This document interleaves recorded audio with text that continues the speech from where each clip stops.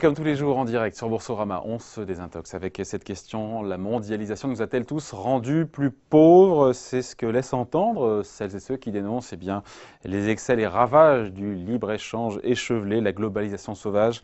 On va essayer de démêler le vrai du faux avec Olivier Berruyer. Bonjour. Bonjour. Auteur du blog Les Crises. On sait qu'on l'a vu, hein, Donald Trump s'est notamment fait élire en critiquant avec virulence le libre-échange.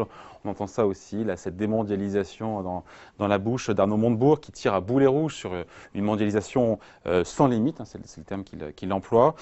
La mondialisation telle qu'on la connaît aujourd'hui, elle va, et après on rentre dans le sujet qui est écrit juste en dessous, mais est-ce qu'elle va changer cette mondialisation? Est-ce qu'on est à la fin d'un cycle où là, il y aura des... Oui, on va vers autre chose? C'est pas... On va pas dire qu'il n'y aura plus de mondialisation, mais elle va changer de visage. Ouais, mais après, je dirais, la mondialisation, l'économie, c'est aussi des choses qui ne sont pas statiques et qui évoluent. Alors c'est vrai que ça fait maintenant 20 ou 30 ans qu'on essaye de nous vendre la fin de l'histoire, la mondialisation heureuse et quelque part un espèce de sens de l'histoire qui aboutirait à un système stable. L'histoire mondiale sur plusieurs siècles montre que c'est évidemment pas le cas. Bon, si on rentre dans le vif du sujet, dans le dur, les pays occidentaux, on va les séparer, on va prendre les pays émergents et d'abord les pays occidentaux, voilà, les pays de l'OCDE, l'Amérique, l'Europe. On ne s'est pas appauvri depuis 25 ans avec la mondialisation. Pardon, mais le consommateur occidental, il est bien content d'acheter son smartphone sans donner de marque, son t-shirt, sa télé beaucoup moins cher. Ça a dopé le pouvoir d'achat. On ne peut pas dire qu'on soit appauvri, nous. Oui, bien sûr. Bon, après, je ne suis pas sûr que les chômeurs qui ont été virés parce que leur entreprise a fermé soient tout à fait de cet avis-là. Mais oui, on ne peut pas dire que généralement on s'est appauvri, ce serait excessif. Mais après, il faut rentrer dans le détail. C'est vrai que cette déclaration d'Arnaud Montebourg, qui factuellement n'est pas vraie, on ne peut pas dire que tous les pays se sont appauvris. Non. C'est ce qu'il a dit. Il a dit, sauf la Chine, Arnaud Montebourg, il a dit tous les pays sont appauvris depuis un quart de siècle avec la mondialisation. Je ne suis pas dans sa tête, mais je pense que ce n'est pas tout à fait ce qu'il voulait dire. Ce qui est intéressant, c'est de rentrer un peu plus dans le détail. Donc, il faut regarder ce qui se passe sur les classes moyennes et, je dirais, les personnes les plus pauvres dans les pays occidentaux. Et puis, il faut regarder ce qui se passe aussi sur les classes moyennes dans les pays émergents. Et là, il y a des choses qui commencent à être intéressantes. Alors, dans les pays de l'OCDE, dans les pays développés, entre guillemets, enfin occidentaux, j'aime pas trop développer dans les pays occidentaux, qu'est-ce qu'on voit si on doit distinguer justement les classes moyennes? De toute façon, quand on y voit quelque chose qui est très clair chez nous, mais qui est vrai aussi dans les pays émergents, c'est que déjà, c'est sûr que les 10% les plus aisés des pays se sont enrichis fortement, et chez nous, et dans les pays émergents. Donc ça, c'est sûr que les inégalités qu'on voit chez tout le monde. Voilà, c'est ça. En tout cas, on le voit très fortement en Occident. Évidemment, les États-Unis étant leader là-dessus de très loin. Donc effectivement, c'est un système qui a augmenté les inégalités à l'intérieur des pays, que ce soit les pays émergents ou les pays développés. Les classes moyennes, elles se sont appauvries ou pas dans les pays occidentaux sur un quart de siècle? Parce que c'est intéressant de dire effectivement le consommateur, lui, il est content, mais le consommateur, il est aussi salarié, il est aussi travailleur. C'est ça qui est intéressant. Il est en concurrence, avec, et surtout il subit les délocalisations. Prenons les États-Unis. George Stiglitz vient de sortir un livre très intéressant. Pardon, Joseph Stiglitz, pardon. Pas l'écorcher, le pauvre. Le pauvre. Vient de sortir un livre très, très intéressant où il a réalisé un certain nombre d'études qui montre qu'aux États-Unis, mis à part les 10% les plus riches, à peu près l'ensemble du reste, donc des 90%, a vu leur revenu en moyenne à peu près stagner. Alors, mais pas d'appauvrissement, stagnation. Stagner. Mais le revenu médian aux États-Unis, il montre qu'il est identique à celui d'il y a 42 ans, quand on corrige de l'inflation. Et si on regarde sur les Américains les plus pauvres, ils sont au niveau d'il y a 60 ans.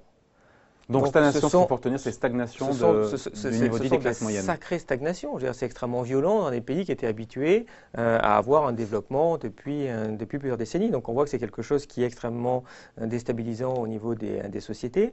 Après, vous rajoutez d'autres conséquences, je dirais, externes à la mondialisation, en particulier la circulation des capitaux. Vous allez avoir, avec la baisse des taux d'intérêt aussi, une augmentation des prix, par exemple, des logements.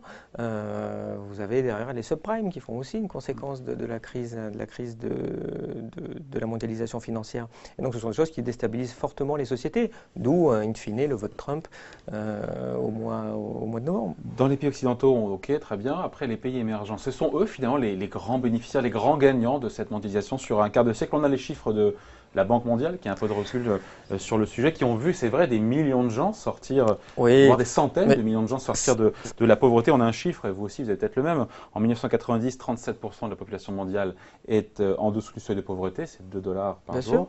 Aujourd'hui, on est à 11%, donc divisé quasiment par 4 Oui, bien sûr. Donc en ça, 25 au ans. niveau de la pauvreté des Donc on ne pays, vient pas nous dire que les pays émergents sont appauvris, quoi. non, ça pour les pays émergents sur les parties les plus pauvres, effectivement, il y a eu une amélioration claire de leur situation.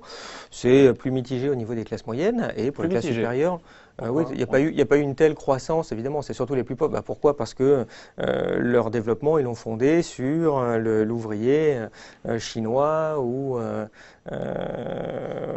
d'Asie du Sud-Est pas cher. Donc c'est évidemment ceux qui ont été mis d'abord sur le marché du travail international, ça a été ceux qui coûtaient le moins cher, ceux qui étaient le moins éduqués, ceux qui travaillaient pour 20 dollars par mois. Donc effectivement, eux ont vu, ce qui est normal, évidemment, leur situation s'améliorer. Les classes moyennes se sont améliorées aussi, je voulais dire simplement pas du tout à la même vitesse que les plus pauvres. Évidemment, après, les plus riches dans ces pays ont aussi beaucoup bénéficié de la mondialisation. D'ailleurs, vous regardez maintenant le comité central du Parti communiste chinois, vous avez un nombre de milliardaires qui est quand même assez phénoménal dedans. Donc, vous voyez, tout le monde n'y perd pas. Après, j'ai envie de faire 2 commentaires là-dessus. Le premier, c'est déjà un comparatif entre le niveau des pays émergents par rapport au niveau des pays développés. On a des graphes, justement. Je vous ai amené un Oui, graphique qui on est va le assez voir. amusant. Donc, évidemment, les pays On le voit là. émergents Si on peut le voir, voilà. ont vu leur situation s'améliorer. Mais ce qui est intéressant, c'est si on compare, quel pourcentage de notre niveau de vie ont-ils? Donc leur niveau augmente, notre niveau augmente. Donc quand C'est vous le faites niveau le de vie ratio entre les comparé deux, donc des pays ça c'est le PIB par habitant. occidentaux, pays par habitant, par rapport au. Par exemple, vous comparez l'Indonésie, combien elle représente du niveau de Ce vie qui monte des le pays plus, c'est la développés. Russie et la Chine. Quand on voit ce qui Oui, monte le plus, tout à fait. le PIB par habitant qui a le plus augmenté en rapport comparé Hum, au PIB par habitant des pays occidentaux, Oui, c'est la Russie et la Chine. c'est la Russie et la Chine. Donc ce sont eux les grands gagnants. Oui, bah, en particulier, on voit que l'Indonésie, c'est 20% du niveau de vie occidental maintenant et en 90. Donc le niveau a augmenté, ok, mais en proportion, il n'y a pas eu beaucoup d'évolution. Donc ça permet de montrer les pays qui vraiment arrivent à se développer fortement. Vous voyez la Chine, qui est évidemment la très grande gagnante de la mondialisation, et ça Montebourg avait raison là-dessus. Et puis vous avez la Russie, mais enfin la Russie, il y a eu effectivement la fin du communisme et puis sa grosse chute, et puis elle est revenue avec les revenus pétroliers C'est à un vrai que c'est niveau moins plus évident élevé. quand on regarde les pays d'Amérique du Sud, Oui. le Mexique, le Brésil, Donc, l'Afrique du Sud, là pour le coup donc pour eux. ils se développent, c'est bien, mais par rapport à nous, l'écart reste à peu près identique. Donc ils ne sont pas du tout en train de rattraper un niveau de vie de PIB par habitant auquel ils ont droit, quoi, parce qu'il n'y a pas de raison qu'il y ait des différences à ce point-là entre niveaux de vie. Donc oui, il y a un développement, oui c'est bien, mais enfin il y a quand même encore beaucoup à faire. Et j'en arrive au deuxième point. Ce qui est intéressant, parce que moi, je travaille beaucoup sur les propagandes, en fait, et c'est rigolo, comme sans arrêt, on vous dit, regardez, la mondialisation, c'est génial, ça a sorti des pauvres de la pauvreté, donc déjà, de quoi vous vous plaignez, et puis presque, on va faire culpabiliser l'ouvrier chez nous. Mais déjà, c'est un raccourci très rapide de dire que c'est la mondialisation. Enfin, on peut dire aussi, pourquoi pas, c'est l'économie de marché, et puis pourquoi pas, c'est le commerce, et puis pourquoi pas, c'est le travail des personnes. En tout cas, ce que je veux dire, c'est que on ne sait pas si un régime plus protectionniste n'aurait pas permis de sortir encore plus de personnes de la pauvreté. On vous dit, la mondialisation a aidé la Chine, c'est vrai, mais qui nous a aidés, nous ? Est-ce qu'on entend dans le débat public dire que le protectionnisme a sorti les Français de la pauvreté au XIXe siècle?